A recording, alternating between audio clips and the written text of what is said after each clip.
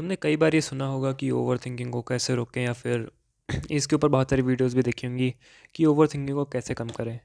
पर आज मैं तुम लोग को बताऊंगा कि ओवरथिंकिंग करते कैसे हैं। हाँ, सही में इस चीज़ को चूहा है क्या, छोड़ो। इस चीज़ को एक दूसरी साइड से देखो। अगर तुम ओवरथिंक करते हो तो तुम जीनियस बन सकते हो। जी हाँ, बिल्कुल सही सुना आपने। अगर आप ओवरथिंकिंग करते हैं तो आप जीनियस बन सकते हैं। मैं बताता हूँ कैसे। सबसे पहले तो ये समझो कि ओवरथिंकिंग का मतलब क्या होता है। ओवरथिंकिंग का सिंपली मतलब होता है किसी चीज़ के बारे में बहुत ज़्यादा सोचना, या कह लो कि कोई चीज़ तुमने ले ली है, कोई इंसिडेंट हो सकता है या कोई भी चीज़, उसके बारे में तुम बहुत ज़्यादा सोच रहे हो।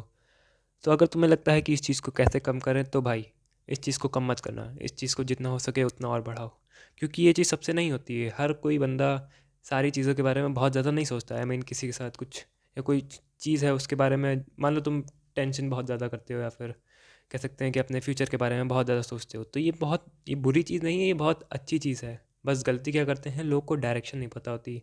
आई मीन ऐसे भी बहुत लोग होते हैं जो अपने फ्यूचर की बिल्कुल टेंशन नहीं करते, जो होगा देखा जाएगा आगे, बिल्कुल सोचते ही नहीं है। कुछ भी खतरनाक से सोचने वाला काम आ जाता है तो वहाँ पे वो लोग चुप हो जाते हैं और कहते हैं नहीं, मेरे को सोचना ही नहीं है, जो होगा देखा जाएगा, फिलहाल अभी बस करते हैं ऐसे, इसे हटाओ, इतने सोचने की ज़रूरत नहीं है।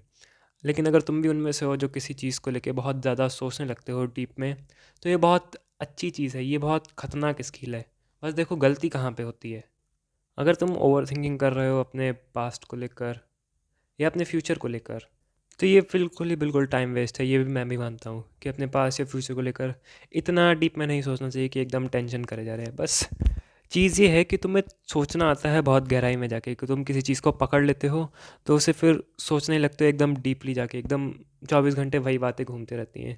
तो अब तुम्हें करना क्या है कि अपना ध्यान फ्यूचर से हटा के तुम्हें किसी प्रॉब्लम पे लगाना है। मतलब जहाँ पहले तुम अपने फ्यूचर को लेके बहुत ज़्यादा सोचते थे, अब वहीं तुम किसी प्रॉब्लम को लेके बहुत ज़्यादा सोच रहे हो। तो उससे होगा क्या कि तुम प्रॉब्लम के बारे में नहीं सोच रहे, तुम प्रॉब्लम के सल्यूशन को निकालने के बारे में सोच रहे हो। तो इससे होगा क्या कि तुम जब उस प्रॉब्लम को लेके 24 घंटे सोचते रहोगे, उस प्रॉब्लम के साथ टिक के बैठ जाओगे थोड़ी देर, वही प्रॉब्लम दिनों तक, हफ्तों तक, या कह लो महीनों तक तुम्हारे दिमाग में घूमती रहेगी, तो तुम उस प्रॉब्लम को पूरी तरीके से समझ लोगे, एकदम अच्छी तरीके से। फिर होगा क्या कि जहाँ एक सल्यूशन नहीं निकल रहा था, वहाँ तुम देखोगे कि तुमसे उसके 2 से 3 सल्यूशन निकलने लगे हैं। आई मीन तुमने उस प्रॉब्लम को फ्रंट साइड से भी देख लिया, लेफ़्ट साइड से भी, राइट साइड से भी, टॉप बॉटम हर जगह से देख लिया।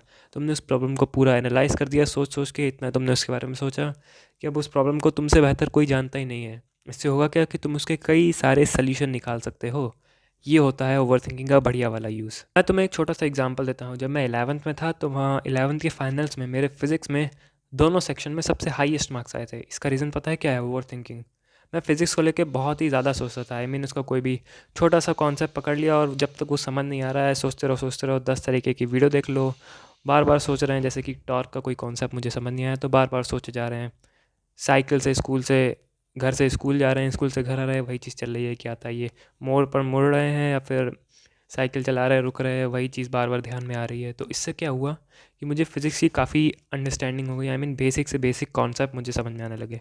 जब बेसिक समझ में आने लगे तो एडवांस समझने में थोड़ी ईजी हो गई, और उसका रिज़ल्ट मेरे 11th में फ़िज़िक्स में सबसे ज़्यादा मार्क्स आए। हाँ, ये भी था कि फ़िज़िक्स का पेपर भी काफ़ी आसान था, लेकिन फ़िज़िक्स भी मुझे पसंद थी। लेकिन मैं बस बता रहा हूँ कि तुम समझ रहे हो क्या कहना चाहता हूँ मैं। वीडियो को ज़्यादा लंबा नहीं करना है, बस शॉर्ट में समझो कंक्लूज़न क्या था इस पूरी वीडियो का। ओवर थिंकिंग को नहीं रोकना है, करना है अपनी डायरेक्शन सही करनी है।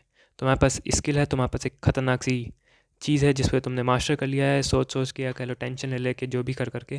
बस अब तुम्हें एक सही डायरेक्शन उसे देनी है। अगर तुम उसको प्रॉब्लम्स पे लगाओगे उस अपनी स्किल को, तो तुम देखोगे कि तुमसे प्रॉब्लम सॉल्व होने लगी हैं। 1 घंटा 2 घंटा जितने टाइम में आप जितना भी इसको कभी प्रैक्टिस करके देखना, कोई भी प्रॉब्लम हो सकती है तुम्हारे स्कूल से रिलेटेड, कोई हो सकती है कोर्स सिलेबस से, या कोई रियल लाइफ प्रॉब्लम हो सकती है। अगर तुम किसी रियल लाइफ प्रॉब्लम पे भी बहुत ज़्यादा ध्यान लगाते हो तो तुम देखोगे कि उसके बहुत सारे सोल्यूशन तुम्हें मिलने लगे हैं। इससे क्या होगा कि समझ रहे हो, कुछ ना कुछ तो बेनिफिट ही होगा। लेकिन ये उससे भी बेटर है कि तुम किसी फालतू चीज़ की तरफ ओवर थिंकिंग कर रहे हो, और उससे बेटर है कि तुम कुछ ओवर थिंकिंग ही नहीं कर रहे हो, मतलब तुम दिमाग का इस्तेमाल ही नहीं कर रहे हो। तो मेन कंक्लूजन यही है कि ओवर थिंकिंग मत रखो, डायरेक्शन चेंज करो।